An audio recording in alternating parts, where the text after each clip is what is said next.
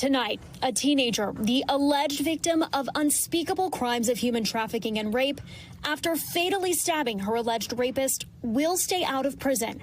But a court ruling Piper Lewis must pay $150,000 to the family of the man who raped her. The events that took place on that horrific day cannot be changed, as much as I wish they could. 17-year-old Lewis pleading guilty to involuntary manslaughter and willful injury in the 2020 killing of 37-year-old Zachary Brooks. She says he raped her multiple times in the weeks before his death. I wish the events that took place on June 1st, 2020 never occurred.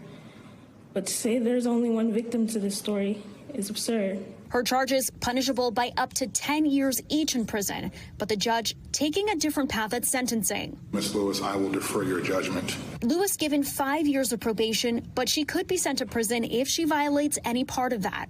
Her conviction also carries an automatic requirement by Iowa law to pay restitution to Brooks's estate. The judge saying the court was, quote, presented with no other option. Lewis's attorney disagreeing at sentencing. If you defer judgment, Mr. Brooks' estate is not entitled to any restitution whatsoever.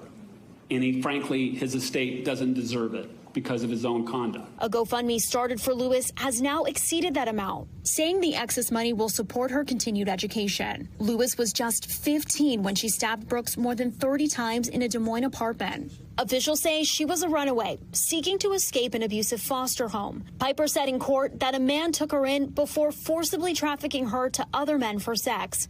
She testified that one of those men was Brooks, who repeatedly raped her at knife point. We reached out to Brooks's attorney, but have not heard back. Police and prosecutors have not disputed Lewis was assaulted and trafficked, but they have argued that Brooks was asleep at the time he was stabbed and not an immediate threat. Prosecutors today telling NBC News they, quote, recommended that she goes to a woman's facility to provide structure and deal with the issues that she has. Advocates argue her actions were the result of the trauma she faced. You know, many of the things that we heard during the trial around not only what she experienced, but also her reactions to that are very common trauma reactions for survivors. Piper's circumstances are not uncommon. Of the more than 25,000 cases of children who had run away and were reported missing to the National Center for Missing and Exploited Children in 2021, the center says 1 in 6 were likely victims of child sex trafficking. Lewis is not the only alleged child sex trafficking victim to kill an abuser,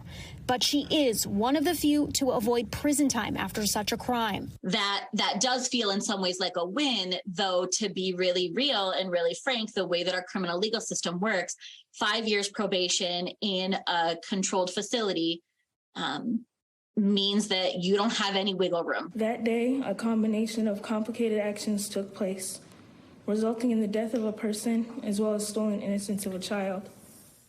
Maya Eaglin joins us now. Maya, this is a really sad and complicated story. What's next for Piper? Where will she go now?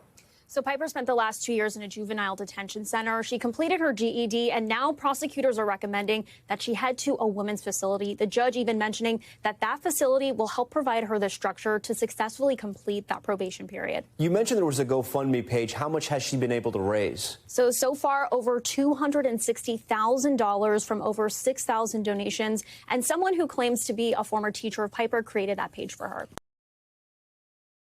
Thanks for watching our YouTube channel. Follow today's top stories and breaking news by downloading the NBC News app.